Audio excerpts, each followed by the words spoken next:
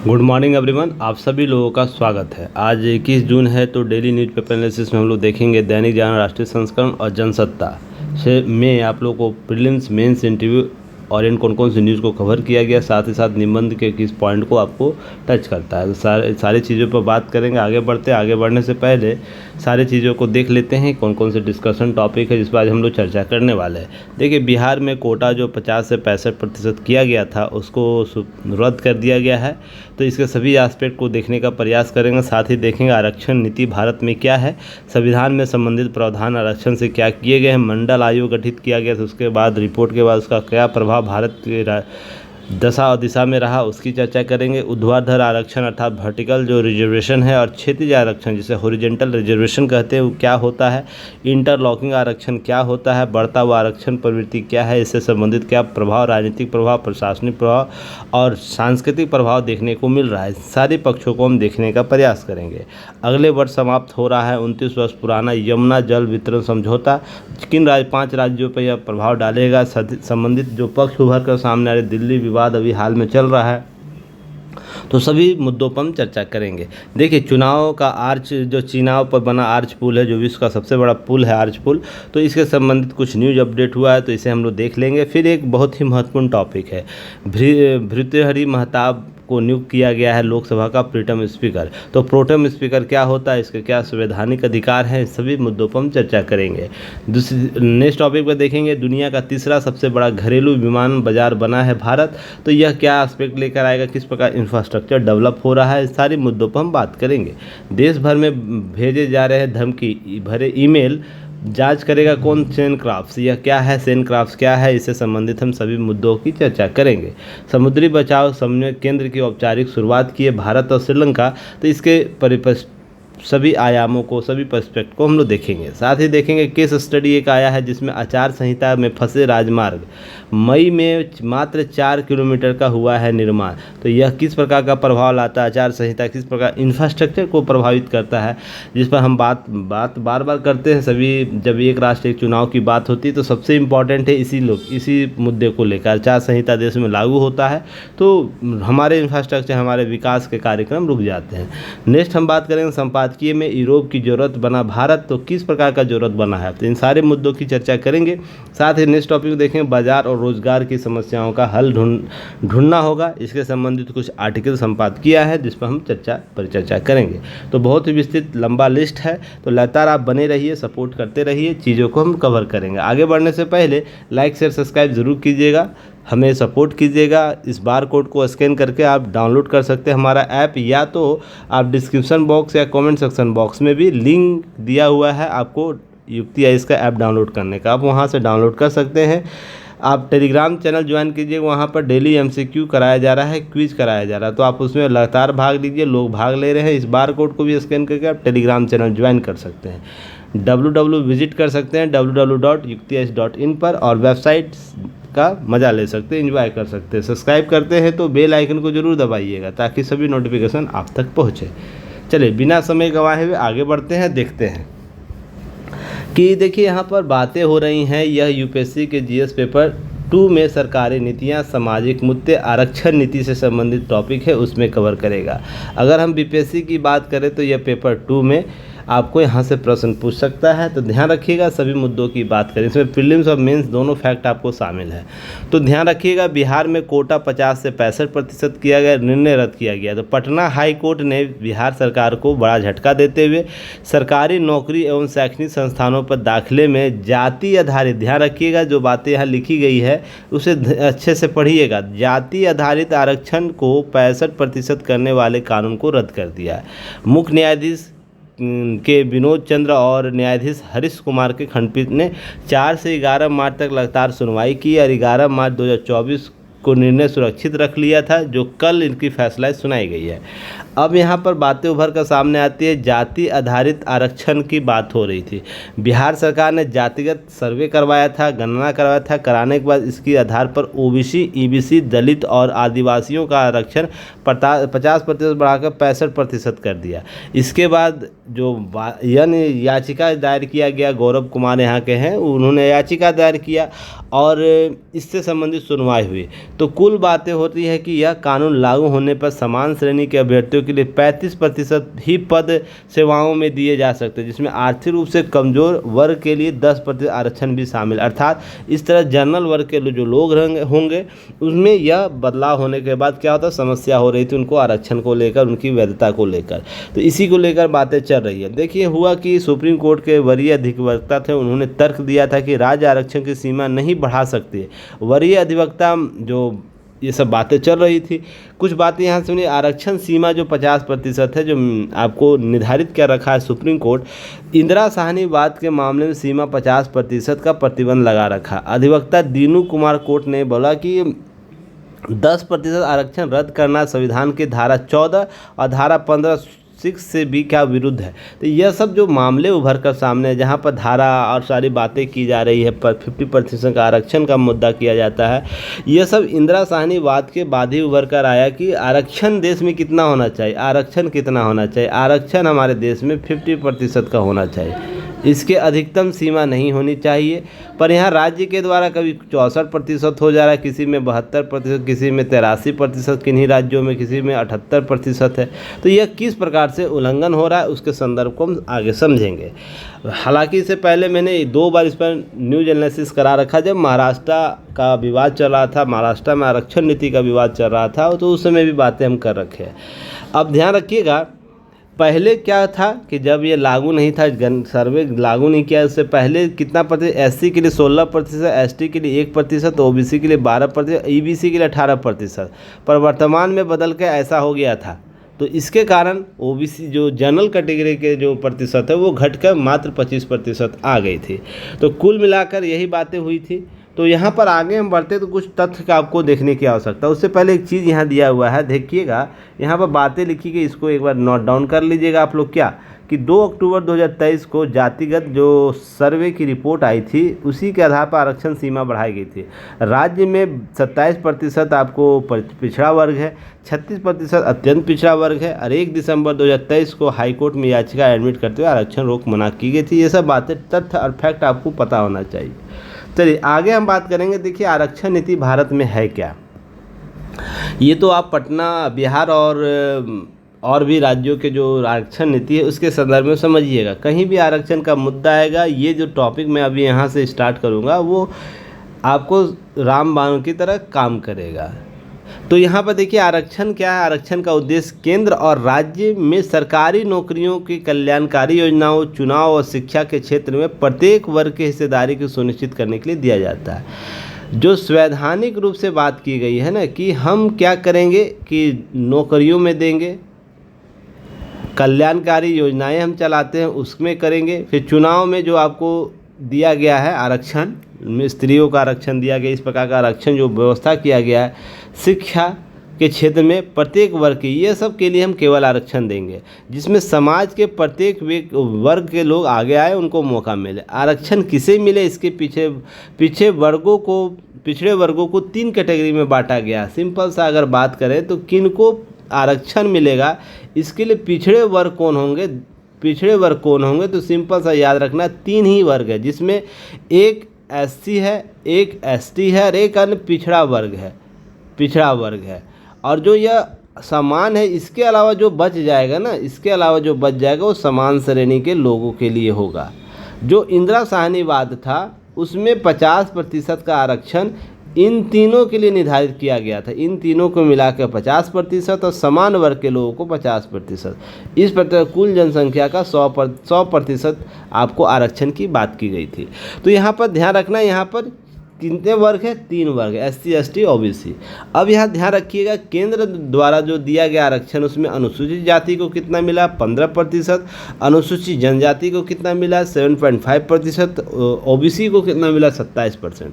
कुल आरक्षण 49.5% है। अब शेष ध्यान रखिएगा कि 50.5% जो शेष आरक्षण है जनरल कैटेगरी के लिए रखा गया, जो एससी, एसटी, ओबीसी के लिए भी खुला हुआ।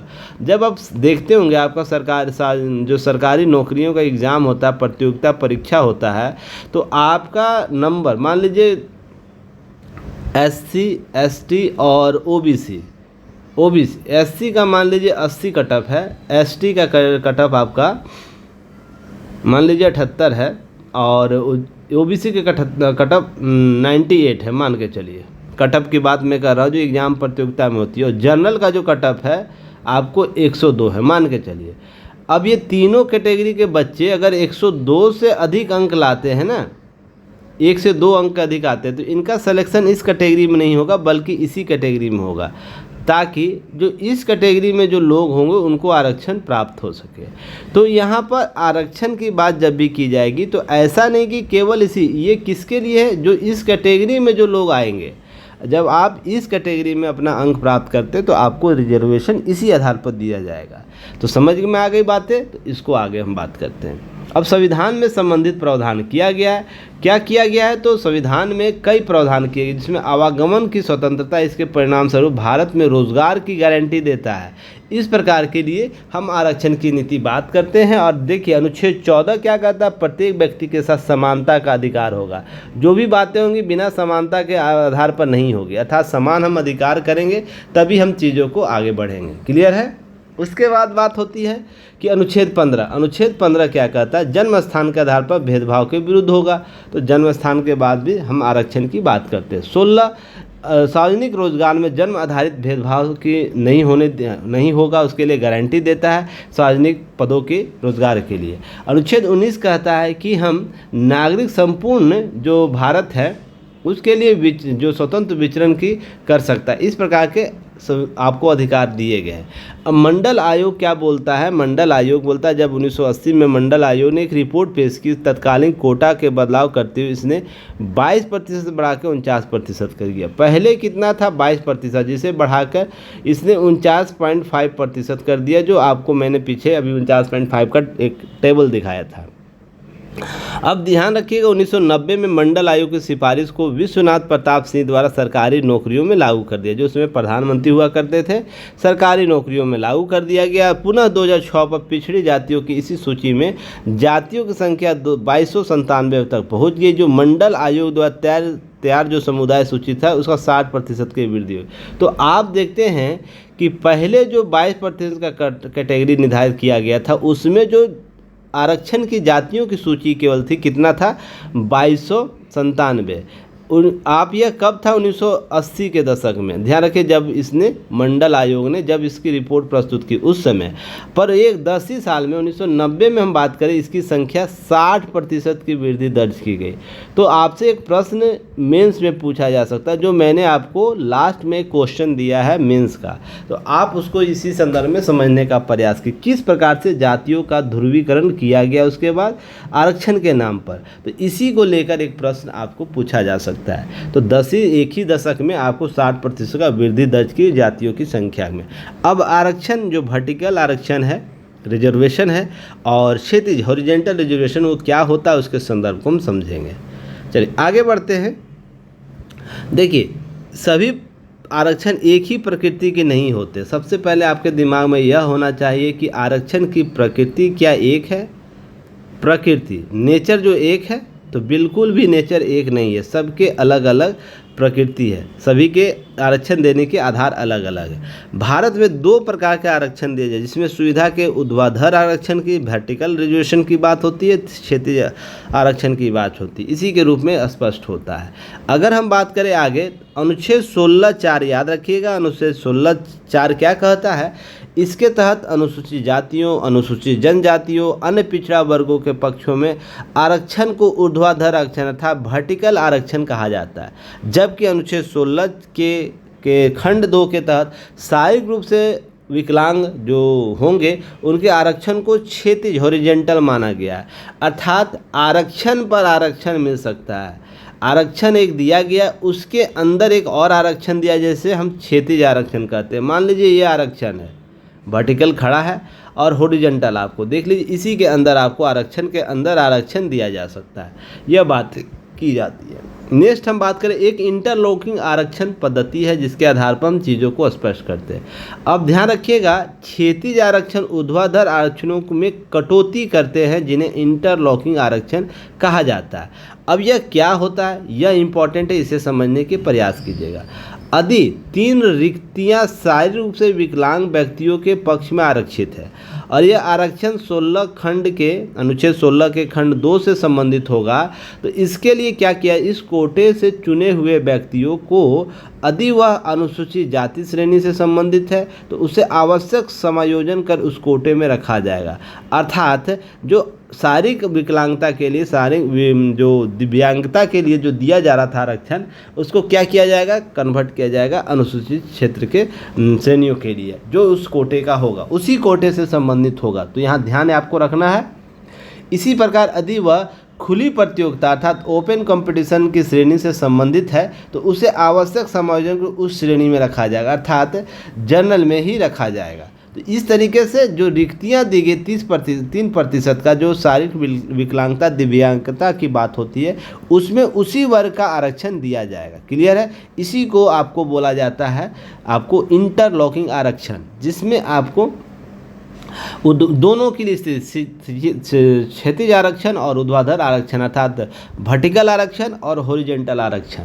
अब इसके आगे बात करें हम तो ध्यान रखिए ऊर्ध्वाधर आरक्षण होता क्या है। सबसे इम्पोर्टेंट पार्ट तो यही है कि हम वर्टिकल आरक्षण किसे कहेंगे। तो ध्यान रखिएगा, अनुसूचित जातियों, अनुसूचित जनजातियों और अन्य पिछड़े वर्गों के लिए आरक्षण ऊर्ध्वाधर आरक्षण के तौर पर देखा जाता है। अब है कि यह कानून के अंदर प्रत्येक समूह का अलग अलग लागू होता है, प्रत्येक समूह के लिए अलग अलग होगा। अनुसूचित के लिए, अनुसूचित जनजातियों के लिए, पिछड़े वर्ग के लिए अलग अलग निर्धारित होगा। हम जैसे अनुच्छेद 16(4) ऊर्ध्वाधर आरक्षण को बात करता है, उसके अनुच्छेद 4 के तहत जो भी आरक्षण दिया जाएगा वो ऊर्ध्वाधर श्रेणी में वर्टिकल आरक्षण में होगा।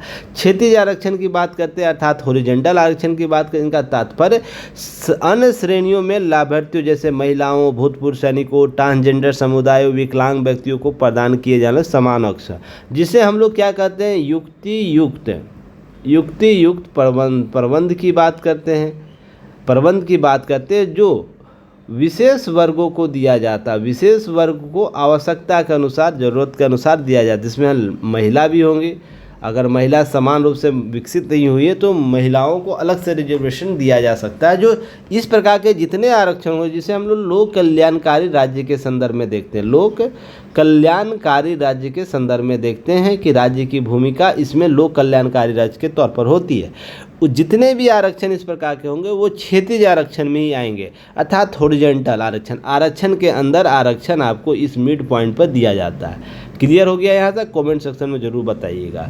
अब है कि उदाहरण के लिए संविधान का अनुच्छेद जो 15(3) है ना, क्षैतिज आरक्षण का बात करता है। तो आपसे इंटरव्यू में है ना प्रश्न यहीं से पूछा जाएगा, जब भी आरक्षण की बात होगी ना तो आपसे पूछा जाए वर्टिकल आरक्षण रिजर्वेशन जो है उसकी चर्चा संविधान के किस अनुच्छेद में की गई है। तो 16(4) में, और हॉरिजॉन्टल आरक्षण की बात कहाँ की गई है, 15(3) में, जहाँ पर युक्त आरक्षण की बात करता है। इसके लिए कोई समान वर्ग का लोग कोर्ट नहीं जा सकते। रीज़न कि लगेगा राज्य को ऐसा लगता है कि किसी विशेष समुदाय के लोगों को, वर्गों को या विशेष श्रेणी के लोगों को ऐसा लगता है उनका विकास नहीं हुआ है, तो राज्य ऐसा अनुचित प्रबंधन कर सकती है जिससे उनको अतिरिक्त सुविधा दी जा सके, जिसके आधार पर उसका उन्नति हो। इसी के आधार पर आपको याद होगा 33% महिलाओं को आरक्षण दिया जाता है। बिहार जैसे राज्यों में 50% आरक्षण है, 30% आरक्षण है सरकारी नौकरियों में महिलाओं को। तो यह क्या है कि आरक्षण के अंदर ही आरक्षण का प्रावधान करता है। चलिए आगे हम बात करेंगे। बढ़ता हुआ आरक्षण की प्रवृत्ति क्या है, तो देखिए विभिन्न राज्यों में स्थानीय लोगों ने आरक्षण जॉब रिजर्वेशन फॉर लोकल, जिसे GRFL कहते हैं, जो जॉब रिजर्वेशन फॉर लोकल के लिए नौकरी में आरक्षण संबंध में समान कदम उठाए, जिससे प्रस्तावित आरक्षण 30 से लेकर 70 से 80% तक हो गया। और विभिन्न राज्यों की इसकी भागीदारी, ऐसा नहीं कि केवल पिछड़े राज्यों की बात रहे, जो कर्नाटका है, तमिलनाडु है, उत्तराखंड में बोलो, तेलंगाना है, महाराष्ट्र है, गुजरात है, बिहार है, यूपी है, मध्य प्रदेश है, हिमाचल प्रदेश है, पंजाब है, हरियाणा है, सभी राज्य इसमें अपने अपने प्रदर्शन कर रहे हैं, जिसमें 50% की सीमा का हमेशा उल्लंघन होता है। जिसमें बात बोली जाती है HR हॉरिजेंटल रिजर्वेशन की बात की जाती है कि हम क्षैतिज आरक्षण दे रहे हैं। किस आधार पर? लोक कल्याणकारी की राज्य की भूमिका में। हम जो इंदिरा साहनीवाद में जो निर्धारित किया गया है 16(4) के आधार पर जो आरक्षण निर्धारित किया है 50% सीमा का उल्लंघन नहीं कर रहे हैं, या लोक कल्याणकारी राज्य के आधार पर बातें हो रही है। कुल मिलाकर अगर नोट याद रखें, 1908 में अंग्रेजी शासन प्रशासन के द्वारा यह हिस्सेदारी दी गई थी आरक्षण के मुद्दे के तौर पर। 1930 में HB स्टोर कमेटी ने पिछड़े जातियों के दलित वर्ग, आदिवासी और पर्वतीय जो जनजाति उनके अन्य पिछड़े वर्गों को बांटा था। तो ध्यान रखिएगा, यह हमारी पुरातन संस्कृति नहीं है कि हम जातियों के आधार पर वर्गीकरण किए गए। यह 1930 में लाया गया आरक्षण का प्रावधान है। तो ध्यान रखिएगा, इससे पहले मुस्लिम आरक्षण की भी बात हो रही थी। तो आज़ादी के जो लड़ाइयाँ लड़ी जा रही थी, बाद में इसी पर कन्वर्टेड 42 में हो गया था। लोग अलग पाकिस्तान की मांग की थी। तो क्या मांग की गई थी? आरक्षण की मांग की गई थी, तो हमें आरक्षण दिया जाए। तो यह केवल नई बीज बोई गई 1908 के बाद से ही। जब 1908 में प्रशासन में हिस्सेदारी दी गई आरक्षण के बाद, तो ये अंग्रेजों ने फूट डालो राज करो की नीति वर्तमान में भी काम कर रही है। ऐसा नहीं कि छिप गया है। अब भारतीय संविधान 1935 तक के तहत दलित वर्ग को अनुसूचित जाति, आदिम जनजाति को पिछड़ी जनजाति के नाम दिया गया।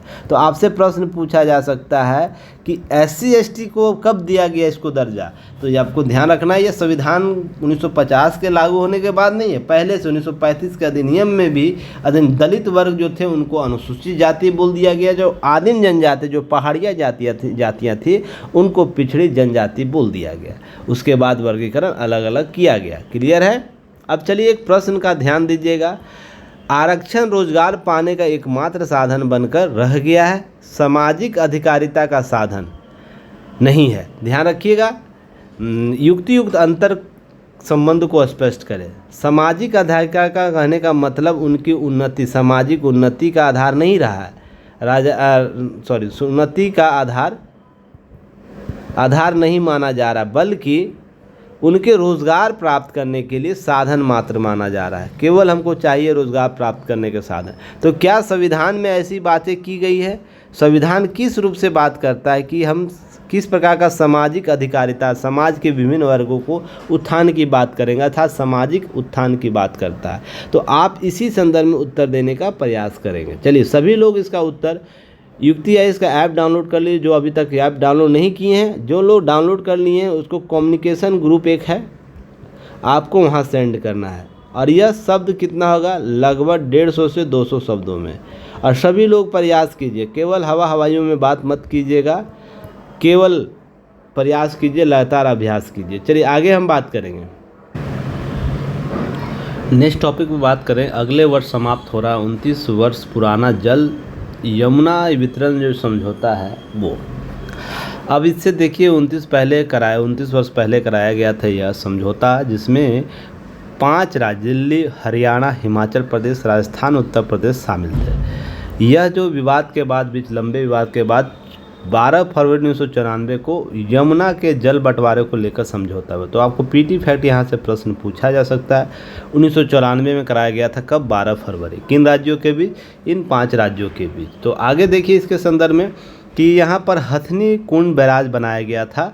यह समझौता पानी बंटवारे को लेकर, यह अधिक पानी राजस्थान, हरियाणा, हिमाचल पर अधिक पानी की मांग कर रहा वर्तमान में दिल्ली के साथ, क्योंकि जल स्तर सभी जगह गिरे हुए हैं और इस बार भीषण गर्मी हुआ है, तो जिसके कारण जल स्तर गिरे, हाहाकार मचा हुआ पानी के लिए, शुद्ध पानी के लिए। तो देखिए अधिक मांग हो रही है। इसी समय आपको इसका जो समझौता है वो रिन्यूअल होने की स्थिति में है। तो खींचातानी चल रहा राज्यों के बीच कि हमें अधिक मिलना चाहिए, मिलना चाहिए। उसी बीच उत्तराखंड अपने हिस्से का पानी किसको देता? उत्तराखंड को देता, जो उससे अलग राज्य हुआ था उसको देता है। तो वो भी मांग कर रहा है, उत्तराखंड भी मांग कर रहा है कि हमको अधिक जल मिलना चाहिए। पर इस प्रकार से आप समझिएगा कि यह मांग कितना जायज़ है, कितना जायज़ नहीं है। इसके संदर्भ में देखिए, यहीं पर हथनी कुंड जो बांध है यह है, जहाँ से हम दिल्ली को, हरियाणा को, पंजाब को, हिमाचल प्रदेश को, पंजाब नहीं, हिमाचल प्रदेश को और उत्तराखंड को इस सब तरीके से जल का वितरण जो टेरिटरी है वहाँ पर किया जाता है, जिसमें 5 राज्य जो है ना, दिल्ली, हरियाणा, हिमाचल प्रदेश, राजस्थान, उत्तर प्रदेश, आपको यहाँ से जाता है। इसी बैराज से नल आपको दिया जाता है, पानी दिया जाता है। अब यहाँ पर कुछ चीज़ों को ध्यान में रखना, जैसे कि यह जो बैराज है सुप्रीम कोर्ट के आदेश के बाद 1049 क्यूसिक पानी वर्ष 1995 में याचिका दायर की गई थी। 1996 में सुप्रीम कोर्ट ने अपने निर्णय दिया, जिसमें सभी को बराबर रूप से आपको पानी दिया जाएगा, जिसमें दिल्ली को हरियाणा से कितना 1049 क्यूसेक पानी मिलने लगा इस निर्णय के बाद। तो इसके बाद क्या होता है कि आगे बढ़ती अदालतें का निर्णय फिर पुनः होता है। 1996 दोनों राज्य फिर में 102 किलोमीटर लंबी पक्की कैरियर लाइन नहर का निर्माण में सहमति बनती है। आगे बात चलता है और 80 से 90 जो क्यूसेक पानी है, अधिक पानी मिलने की उम्मीद की गई। इसके बाद में दिल्ली हाई कोर्ट का आदेश आता है। 14 में इसके नहर पानी पुनः क्या होता है, मिलना शुरू हो जाता है। अब यहाँ विवाद कहाँ से उत्पन्न होता है, देखिए राजस्थान को भी मिलेगा पानी। 1994 में एक समझौता होता है, हथनी कुंड बैराज से 1917 क्यूसेक पानी उपलब्ध कराया जाता है। तो 1917 क्यूसेक पानी किसको किया जाता है, राजस्थान को। अब इसी हरियाणा के साथ यह विवाद उत्पन्न हो जाता है, ये सब मामला होता है। तो यमुना से अधिक पानी छोड़ने पर सिफारिश की गई, किसके द्वारा, राष्ट्रीय हरित न्यायाधिकरण एनजीटी के द्वारा नियुक्त यमुना निगरानी समिति के राष्ट्रीय विज्ञान संस्थान रुड़की के द्वारा तैयार रिपोर्ट के आधार पर जो पूरे वर्ष नदी पर्यावरणीय प्रवाह को सुनिश्चित करने के लिए उत्तराखंड, हिमाचल प्रदेश, उत्तर प्रदेश, हरियाणा, दिल्ली के बीच 1994 के जल बंटवारे समझौते पर पूर्ण विचार करने की सिफारिश की थी। किसने की थी, एनजीटी ने की थी। अब मैंने एनजीटी को पहले भी पढ़ा रखा है। एनजीटी क्या है, किस प्रकार की संस्था, यह निर्णय कैसे लेता है, इसको कौन कौन से अधिकार दिए गए हैं, वर्तमान में इसके अध्यक्ष कौन है, आप लोग सारी चीज़ें कॉमेंट सेक्शन में बताइएगा। इस समय बात करें तो हथनी से यमुना के हथनी कुंड बैराज से 78.5% पश्चिम और पूर्वी यमुना नहर से 13% पानी जाता है। यमुना नदी में मात्र 8% ही जल रह जाता है। तो ध्यान रखिएगा, यह 8% का नियंत्रण जो है यमुना को है, बाकी सबका बंटवारा कर दिया गया है। तो आपको समझने की आवश्यकता है कि जो नदी जल बंटवारा है कितना संकीर्ण मामला है, जिसमें 5 राज्य प्रभावित होंगे। तो इस चीज़ को समझने की आवश्यकता होगी। आने वाले समय में इस पर क्या समझौता होता है हम फिर से चर्चा करेंगे। देखिए एक पीटी फैक्ट है, इसे ज़रूर आप लोग कवर कर लीजिएगा। जो आर्च पुल बनाए गए थे ना, आर्च पुल विश्व का सबसे बड़ा ऊंचा रेलवे आर्च पुल चिनाव नदी पर गुजरा। यहाँ से पीटी फैक्ट प्रश्न भी आपको पूछा गया है विभिन्न एग्जामों में। तो 1.3 किलोमीटर लंबा यह पुल चिनाव नदी पर 359 मीटर ऊंचा है और यहाँ से 46 किलोमीटर ऊंचे सफ़र तय किया गया। 40 किलोमीटर यहाँ पर ट्रेन पहली बार गुजरा है, तो यहाँ से प्रश्न आपको पूछा जा सकता है। कुछ पीटी फैक्ट यहाँ दिए गए, इसको कवर करने की आवश्यकता होगी, तो आपको कलेक्ट करना है पीटी फैक्ट। चलिए आगे बात करेंगे। देखिए आगे बात करते हैं। तो यह वीडियो बिल्कुल फ्री होता है यूट्यूब पर इसके प्रीलिम्स, मेंस और इंटरव्यू ओरिएंटेड की नोट्स प्राप्त करने के लिए प्लस वीकली टेस्ट में भाग लेने के लिए आपको 599 प्लस टैक्स जो आपको 614 रुपया पड़ता होगा। 6 से 14 रुपया पेड कीजिएगा। 1 साल वैलिडिटी के साथ आप इसे प्राप्त कर सकते हो। करेंट में किसी प्रकार का दिक्कत हो, इससे समाधान ढूंढ सकते हैं। देखिए जो भर्तृहरि हरि जो महताब हैं वो नियुक्त किए गए, उनको लोकसभा प्रोमेट स्पीकर के तौर पर 18वीं लोकसभा के लिए नियुक्त किया गया है। इनको पहला सत्र 24 जून को होगा और निर्वाचित जो सदस्य होंगे 24-25 को शपथ लेंगे। तो शपथ दिलाने का काम ये करेंगे। नए लोकसभा अध्यक्ष का चुनाव 26 जून को होगा। जब सदस्य ले लेंगे भाग, सदस्य का जो सदस्य 18वीं लोकसभा का हुआ है जिनका चयन, वो जो शपथ ले लेंगे, उस शपथ के बाद पुनः क्या होता है, लोकसभा अध्यक्ष का चयन होता है। लोकसभा अध्यक्ष का चयन होता है जो इन्हीं सदस्यों में से होते हैं। तो ध्यान रखना है, जब तक लोकसभा अध्यक्ष का चयन नहीं होता तब तक प्रोमेट स्पीकर या अस्थायी स्पीकर ही काम करता है, अस्थायी अध्यक्ष ही काम करता है, जिससे हम प्रोटेम स्पीकर बोलते हैं। यह संविधान के कितने में 95(1) में इसकी चर्चा है। तो इसको क्या क्या अधिकार दिए गए हैं, इसको कम से कम आपको ध्यान रखने की ज़रूरत है। देखिए यह क्या होता है, यह आपको उससे पहले एक पीटी फैक्ट यह भी याद रखना है कि यह 18वीं लोकसभा के लिए कौन है, तो 18वीं लोकसभा के लिए इनको बनाया गया है। दूसरा 17वीं लोकसभा के लिए कौन थे, आपको पीछे पूछा जा सकता है। तो वीरेंद्र कुमार याद रखना है, वीरेंद्र कुमार उनको बनाया गया था, जो मध्य प्रदेश के एमपी के टीकमगढ़ के क्या थे, सदस्य थे। 7 बार यह चुनाव जीतकर संसद में थे, सबसे वरिष्ठ सदस्य थे, इसलिए इनको बनाया गया था। अब देखिएगा इसके अतिरिक्त प्रोटेम का अर्थ क्या होता है। प्रोटेम स्पीकर का अर्थ क्या होता है, एक लेटिन शब्द है जिसका अर्थ होता है कुछ समय के लिए कार्य करना, ठीक है ना। प्रोटेम का अर्थ यही होता है। टेम का अर्थ होता है, टेम स्पीकर का एक अस्थायी स्वरूप होता है। सीमित समय के लिए नियुक्त किया जाता है। केवल इनका काम क्या होता है, जो सदस्य चुनकर आए हैं उनको शपथ दिलाना भारतीय संदर्भ में। अब है कि जब यहाँ पर आवश्यकता क्यों इनकी पड़ती है, अब यह सबसे बड़ा प्रश्न होगा, आवश्यकता क्यों पड़ती है। तो आपको ध्यान रखना है, जब भी लोकसभा चुनाव हो, लोक और विधानसभा का जब भी चुनाव हो, तो उसके अध्यक्ष क्या होते हैं, नवनिर्वाचित होते हैं। पहली बैठक जो भी होगी उसके बाद, हम लोकसभा विधानसभा दोनों की बात करें, बैठक के बाद नए सदस्यों को जब शपथ ग्रहण कराना हो तभी इस प्रोमोटर स्पीकर की आवश्यकता होती है। देखिए, राष्ट्रपति और राज्यपाल नवनिर्वाचित सदस्यों को बैठक की अध्यक्षता करने के लिए कौन करता है, इसकी नियुक्ति कौन करेगा, प्रोमोटर स्पीकर, जो प्रोटेम स्पीकर, उनकी नियुक्ति लोकसभा में अगर कराना है तो राष्ट्रपति कराएंगे और विधानसभा में कराना है तो राज्यपाल कराएंगे। ये चीज़ें आपको ध्यान रखना है, दोनों लोगों को कराएंगे। जो सदन का ध्यान रखिएगा, सदन का आमतौर पर सदन का सबसे वरिष्ठ सदस्य होता है, ठीक है ना। वरिष्ठ सदस्य होगा, सबसे ज़्यादा बार शपथ लेकर आए, सब वो सदस्य बना होगा, उम्र के तौर पर वरिष्ठ सदस्य को ही प्रोटेम स्पीकर बनाया जाता है गार्जियन के तौर पर। उसका क्या होता है, उसका कार्य क्या होता है, दायित्व क्या होता है, तो ध्यान रखिएगा। पहली बैठक की अध्यक्षता करेगा, और बैठक की अध्यक्षता करता है किसकी, पहली बैठक की, याद रखना, पहली बैठक की अध्यक्षता करेगा। दूसरा क्या करेगा, नवनिर्वाचित सदस्यों की नवनिर्वाचित सदस्यों को क्या करवाएगा, शपथ दिलाएगा। तीसरा काम है अध्यक्ष या उपाध्यक्ष का, यहाँ पर समझ लीजिएगा, दोनों के जब मतदान संचालन कराएगा, जब इनका चयन किया जाएगा तो मतदान को सुचारू रूप से संचालन कराएगा लोकसभा और लोकसभा और विधानसभा दोनों जगह अगर उनकी नियुक्ति हो रही है। अब ध्यान रखिए, सबसे इम्पोर्टेंट नोट याद रखना है कि जैसे ही नए अध्यक्ष का चयन हो जाता है ना, तो ये स्वतः त्याग पत्र दे देना होता है, त्याग पत्र वैलिड हो जाता है, अर्थात इनको त्याग पत्र देना, पद समाप्त हो जाता है। ऐसा नहीं कि फिर उसके बाद ये हल्ला करने लगेंगे, भाई हम ही स्पीकर बने रहेंगे, ठीक है ना। और इसको भी ध्यान रखिएगा, वो फ्लोर टेस्ट, अगर इस दौरान फ्लोर टेस्ट का कॉन्सेप्ट आता है कि ऐसा स्थिति हो जाता है फ्लोर टेस्ट कराना है, तो फ्लोर टेस्ट भी करा सकता है चयन के प्रक्रिया के दौरान। चलिए आगे हम बात करेंगे। एक पीटी फैक्ट और भी है, दुनिया का तीसरा सबसे बड़ा घरेलू विमान बाजार बना भारत।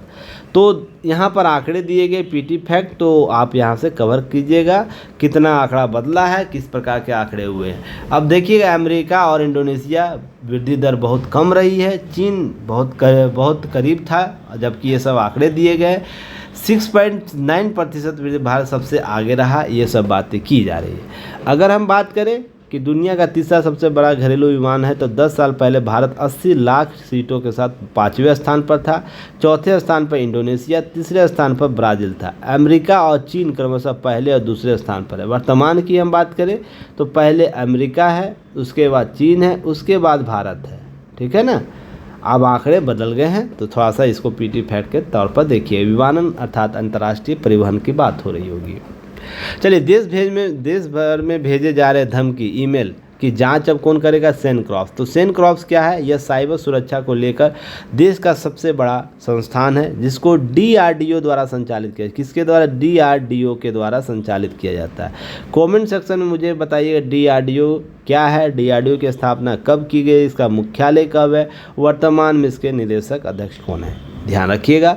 अब है कि DRDO के द्वारा किया जाएगा, इसका संचालन किया जाता है और देश के अलग अलग हिस्सों में बम ब्लास्ट की धमकी जो टेररिस्ट 111 ग्रुप की ओर से दिया जा रहा है, आपको इसके द्वारा किया जाएगा जांच। इसकी IP एड्रेस चेक की जाएगी। अब पहले भी धमकी मिल चुकी है, दिल्ली में धमकी मिल चुकी है। इस प्रकार के जो हर बार धमकी दिया जा रहा है ना, ईमेल पर जो फेक ईमेल ID बना के दिया जाता है, उसकी जांच के लिए लाया गया। तो इसको थोड़ा सा याद रखना है, कॉन्सेप्ट को कहीं प्रश्न न पूछ दें। देखिए यहाँ पर बात हो रही है समुद्री बचाव समन्वय केंद्र की औपचारिक शुरुआत करेगा जयशंकर जी ने श्रीलंका राष्ट्रपति रानिल जो विक्रमसिंघे सहित शीर्ष नेताओं के साथ बातचीत की है। तो विदेश मंत्री S जयशंकर जो है श्रीलंका के राष्ट्रपति रानिल विक्रमसिंघे सहित देश के शीर्ष नेताओं के साथ भारत से 60 लाख अमेरिकी डॉलर अनुदान में निर्मित समुद्री बचाव समन्वय केंद्र को संयुक्त उद्घाटन किया, उनके द्वारा यह की गई। अब यह क्या करेगा, ध्यान रखिएगा कि जब बात की जाती है दोनों देशों के संबंधों की, भारत और श्रीलंका के बीचों की, तो बिजली ऊर्जा संपर्क जो होता है, बिजली ऊर्जा संपर्क अर्थात कनेक्टिविटी की बात होती है, बंदरगाह बुनियादी ढांचे की बात होती है, विमानन की बात हो, डिजिटल, स्वास्थ्य, खाद्य सुरक्षा, शिक्षा, पर्यटन, द्विपक्षीय सहयोगों को बढ़ावा तरीके की चर्चा की। अर्थात इन मुद्दों पर हम लोग हमेशा चर्चा करते हैं। भारत और श्रीलंका की जब भी रिश्ते की बात होगी तो हम इन मुद्दों पर ही चर्चा करेंगे, इस चीज़ को समझिएगा। और यह बातें क्यों की जा रही है कि बात हम लोग जब यह हम बिजली विशेष रूप से हम क्या करेंगे, मार्गदर्शन करेंगे, ऊर्जा संपर्क, इस सब जो बातें होती है उसमें हम इंफ्रास्ट्रक्चर को डेवलप करेंगे, मैत्रीपूर्ण संबंध बनाएंगे, हम प्रतिबद्ध हैं, ऐसा भारत के द्वारा लगातार किया जाता है। उधर से राष्ट्रपति विक्रमसिंघे भी पॉजिटिव इम्पैक्ट के साथ चीज़ों को कवर कर रहे हैं। अब ध्यान रखिएगा, नौसेना मुख्यालय का एक केंद्र, कोलंबो स्थित नौसेना मुख्यालय में एक केंद्र, हवनबोटा में एक उपकेंद्र और गेले, अरुम्बेले, बटिकोवा और तिंकोमाली में ये सब क्षेत्रों पर क्या किया जाएगा, मानव रहित प्रतिष्ठान शामिल किया जाएगा, जहां पर भारत अपना सहयोग करेगा। इस प्रकार से भारत श्रीलंका के रिश्ते लगातार पॉजिटिव इम्पैक्ट में आएगा आने वाला समय। जो चीनी प्रभाव में आपको लगातार वो प्रभावित था, उस पर कर्ज का दबाव अधिक था, तो जो भारत को जो मोतियों का माला जो बोला जाता है ना, चीन के द्वारा घेरा जाता, श्रीलंका एक हबन-टोटा बंदरगाह चीन को दे दिया था। ये सब चीज़ें लगातार सामने आ रही। तो कुल मिलाकर बात किया जा रहा है कि भारत के रिश्ते और श्रीलंका के रिश्ते को कैसे बेहतर किया जाए, इसके लिए कार्य प्रगति पर है। चलिए, एक केस स्टडी है, प्रीलिम्स और मेंस फैक्ट को लेकर केस स्टडी आप लोग को ध्यान रखना है। यह क्यों मैंने लिखा है, इसे ध्यान रखिएगा। बार बार अगर आचार संहिता को लेकर प्रश्न उठाया जाए तो आपको यह केस स्टडी डालनी है, बात करनी इस पर। प्रश्न साथ भी, एक देश एक चुनाव क्यों बात हो रही है और उसको क्यों लागू करना चाहिए एक चुनाव को, इसके लिए केस स्टडी के तौर पर इस फैक्ट को डाल सकते हैं। क्यों कि देखिए, भारत क्या करता है, अभी हाल ही में आंकड़े दिया था चुनाव आचार संहिता लागू से पहले कि भारत कितना तीव्र गति से इंफ्रास्ट्रक्चर को डेवलप कर रहा है। पर जब आचार संहिता लागू होता है तो मात्र मई माह में था आचार संहिता लागू, 4 किलोमीटर का ही सड़क निर्माण हुआ, पूरा 1 महीना देश रुक गया। अब ध्यान रखिएगा, इसके लिए आंकड़े दिए मंत्रालय ने यह बताया कि 2023-24 से 24 में मई तक कितना लागू किया गया था, 14,465 किलोमीटर मार्ग का निर्माण किया, जबकि 24-25 में यह निर्माण मात्र 1288 किलोमीटर। बीते वर्ष की तुलना में यह धीमी रफ्तार रहा। यह आंकड़े देता है कि भारत 24 तक लगभग 5,79,225 करोड़ का रुपये का पूंजीगत व्यय किया था, तो इंफ्रास्ट्रक्चर को पूंजी दिया है, जो कि 2024 के लेखानुदान परिव्यय से लगभग कितना फीसदी अधिक है, 4255% है। इस दौरान वो फीसदी है, इस दौरान बीते वर्ष यह कितना था, 20.83% था। तो ये आंकड़े बताते हैं ना कि देश में कैसे बदलाव करने की आवश्यकता है। अगर हम बात करें आज़ादी के पहले अमृत महोत्सव की बात करें तो पहले प्राधिकरण महज 105 घंटे और 33 मिनट में राज्य मार्ग 53 पर 75 किलोमीटर लंबे एक मार्ग का निर्माण किया था। तो इस प्रकार का जब टारगेट आप फिक्स कर देते हैं देश में, इस प्रकार इंफ्रास्ट्रक्चर निर्माण का एक टारगेट लगा देते हैं कि आप 24 घंटे में आपको क्या करें, 105 घंटे में आप क्या कर रहे हैं, 53 से 175 किलोमीटर का लंबे सड़क निर्माण कर दे रहे हैं। तो कहीं ना कहीं आपसे कीर्तिमान जब बना देते हैं तो आपसे अपेक्षाएँ बढ़ जाती है। तो आप क्यों फंस जा रहे हैं कि केवल एक आचार संहिता जिसमें हम इंफ्रास्ट्रक्चर नवीन योजनाओं को लागू नहीं कर सकते, प्रशासनिक कमियां होती हैं, फिर राजनीतिक प्रतिबद्धता की कमी देखने को मिलती है, लोग राजनीतिक द्वंद्व में फंसे रहते हैं, जिस कारण जो लोगों के लिए सुविधाएं उपलब्ध होनी चाहिए उस दौरान वो नहीं हो पाती। तो लोकतंत्र का जो बेसिक नीड्स है, सेवा की आपूर्ति, वो कमी हो जाती है। तो आपको मैं बार बार बोलता हूँ, सेवा की आपूर्ति, तो इसकी कमी हो जाती। इसलिए राज्यों में आपको आवश्यकता है कि यही स्थिति राज्यों में होती है। जब राज्य के विधानसभा चुनाव होते हैं, देखिए अभी उपचुनाव आपको घोषणा हुई है, तो उपचुनाव में जब भी जहाँ जहाँ होगा उपचुनाव, वहाँ भी आपको आचार संहिता लगेगा। तो आचार संहिता लगे, फिर उन राज्यों में विकास बाधक होगा। तो इस प्रकार से एक देश एक चुनाव अगर होता है तो यह एक पुख्ता आपका केस स्टडी हो, जिसके आधार पर आप तथ्यों को रख पाएंगे कि कैसे हमको नुकसान होता है। इन आंकड़ों के आधार पर ही चीज़ों को स्पष्ट कर पाइए। क्लियर है? चलिए आगे बढ़ते हैं। अब यूरोप को ज़रूरत है भारत का केस, आपको यह मेंस का फैक्ट है, जिसमें हम संपादकीय की बात करते हैं। देखिए बात है कि अभी इटली में आयोजित किया गया G7 शिखर सम्मेलन का। अब मज़े की बात आप पहले से जानिए, भारत 5वां सबसे बड़ा अर्थव्यवस्था है, ठीक है ना, पर इसको G7 में भाग नहीं दिया, सम्मिलित नहीं किया गया एक सदस्य के तौर पर, है ना, यही आप जानते हैं। पर कनाडा जैसे देश और भी देश जो नीचे पायदान पर हैं, उनको G7 में इसकी भूमिका दी गई है। हालांकि यह पहले भी बातें मैं कर रखा है कि किस प्रकार से यूरोपियन विचारधारा, लोकतांत्रिक विचारधारा कायम हावी रहती है, जहाँ पर अहम का भाव, अहम प्रवृत्ति आपको सामने। हम यूएन की बात करें, यूएन मंचों में, यूएन सिक्योरिटी काउंसिल की, तो यही स्थिति लगातार देख रही है। पर अब स्थितियाँ बदली है, भारत की आवश्यकता सभी देशों की है, सभी बाजारों की है। तो वहाँ पर 2019 के बाद भारत का हर साल आमंत्रण किया जा रहा है। तो आपसे प्रश्न पूछा जाएगा, यह कब से आमंत्रण किया जाए? क्या G7 से पहले आमंत्रण होता था? नहीं, 2019 के बाद लगातार आपको आमंत्रण किया जा रहा है। अब ध्यान रखिएगा, यह जो वैश्विक मंच है, बढ़ते कूटनीतिक और आर्थिक मुद्दों का प्रतीक माना जाता है G7। G20 का भी दादा है, समझ के चलिएगा। G20 में जितने वैचारिक बातें की जाती है, उससे भी बेहतर वैचारिक बातें यहाँ रखने की प्रयास किए जाते हैं। आर्थिक और राजनीतिक तौर पर विश्व का ध्रुवीकरण करने का प्रयास किया जाता है। अब ध्यान रखिएगा, इटली के जो प्रधानमंत्री हैं, वो जिसमें जॉर्जिया मेलोनी, भारत में के अलावा ब्राज़ील, सऊदी अरब, तुर्की, UAE जैसे 11 अन्य देशों को इनवाइट किया था, ताकि हम वैश्विक मंचों पर इन उभरती हुई शक्तियों का सहयोग ले सके, और सहयोग लेने के बाद उनके साथ हम साझा कर सकें अपने रणनीतियों को। तो यह बेहतर कदम था, जिसमें G7 प्रतीक चिन्ह के सामने स्थान दिया गया। वह शिखर सम्मेलन बैठक संबंधित अन्य देशों की तुलना में भारत की मजबूत आर्थिक और राजनीतिक स्थिति को रेखांकित करता है। अमेरिका के अलावा G7 के सभी देश आर्थिक और विकास की धीमी रफ्तार से जूझ रहे हैं। 2008 में आई विश्वव्यापी मंदी के समय अमेरिका यूरोप आर्थिक लगभग बराबर था, मगर इसके बाद अमेरिका अर्थव्यवस्था यूरोप से लगभग दुगनी हो गई।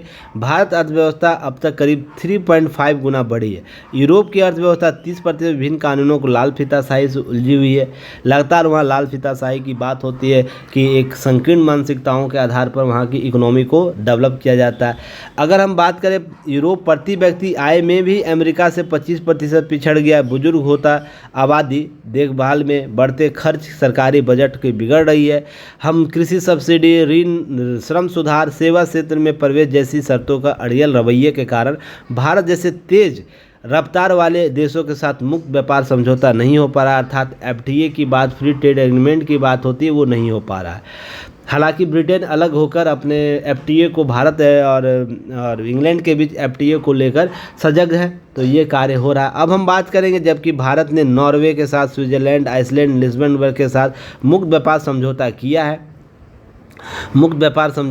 यह देश यूरोपीय संघ का हिस्सा नहीं है। ध्यान रखिएगा, इन देशों के साथ भारत आपको सदस्य नहीं है, यूरोपीय सदस्य उसी के साथ भारत ने किया, पर यूरोपीय संघ का जो सदस्य देश है वो भारत के साथ नहीं है। अब ध्यान रखिएगा, इन सब चीज़ों को लेकर 2015 की बात होती है, विश्व युद्ध के बाद की स्थिति की बात होती है। अब जब हम बात करते हैं Syria, Kosovo, Africa, Iraq, Afghanistan, Iraq, Pakistan जैसे, लीबिया जैसे देशों की बात करते हैं तो 13 लाख से अधिक शरणार्थी यूरोपीय देशों में सीमाओं पर जमा हुए हैं। तो यह कहीं न कहीं एक दबाव का कारण माना जाता है यूरोप पर, जिससे अधिकांश लोग जर्मनी में शरण दिए, जिसके कारण उसकी मुस्लिम आबादी 46 लाख आंकड़े को पार कर गई है। तो यह आंकड़े क्या होता है, लगभग 6% हो चुकी है कुल इटली के जर्मन। फ्रांस में मुस्लिम आबादी 10% हो गई है। यह यूरोप में सबसे बड़ी मुस्लिम आबादी के तौर पर देखिए। और फ्रांस में आपको लगातार विवाद होता है, आप देखते होंगे। अब हम किसी मुद्दे को लेकर आपको यहाँ पर विवाद देखने को मिल जाते हैं। ये सारे आंतरिक दबाव आपको यहाँ पर देखने को मिल रहे हैं। अब यहाँ पर ध्यान रखिएगा, फ्रांस के राष्ट्रपति मैक्रोन ने रेनेसा जो पार्टी यूरोपीय संघ में अप्रवासन का मुद्दा उठाया था, ये सब दक्षिणी पंथी विचारधारा आपको लगातार वहाँ प्रभावित देखने को मिल रही है। अमेरिकी अर्थव्यवस्था स्थिति बिगड़ रही है के बावजूद राष्ट्रपति बाइडेन चुनाव में जीत पाना कठिन है। यह सब स्थिति देखने को मिले। कुल मिलाकर बात की जाए, भारत चीन से पिछड़कर यूरोप अब दुनिया का तीसरा सबसे बड़ी अर्थव्यवस्था रह गया है। इसलिए अपनी जो विकास दर को अगर बढ़ाना है तो भारत के साथ जैसे विशाल और विकसित बाजार की आवश्यकता उसको दरकार है। इसलिए भारत के साथ उसकी मजबूरी अब बनी रहेगी कि उसको हर मंच पर उसको सहयोग करे। हम यूएन की बात करें, अंतर्राष्ट्रीय मंचों की बात करें, उनके मुद्दों, भारत के मुद्दों की बात करें, व्यापार की बात करें, तभी जाकर हम इन सारी समस्याओं का निदान पा सकते हैं जो यूरोप में घट रही है, जहां पर बढ़ता दबाव वृद्ध होता, यूरोप का जो संख्या है वो कम होगा। फिर उसके बाद हम इंफ्रास्ट्रक्चर प्लस निवेश की बात करते हैं तो भारत वो निवेश कर पाएगा। साथ ही अंतर्राष्ट्रीय बाजार पीपी परचेजिंग पावर की बात होगी तो भारत उसके लिए सहयोग कर सकता है।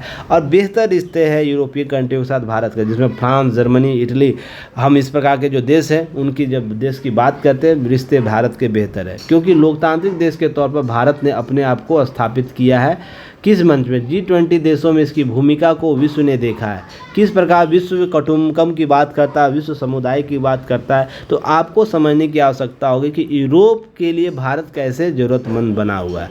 इस तथ्यों के साथ आप देखने का प्रयास कीजिए। चलिए कल फिर मिलेंगे एक नए न्यूज एनालिसिस के साथ, तब तक के लिए धन्यवाद।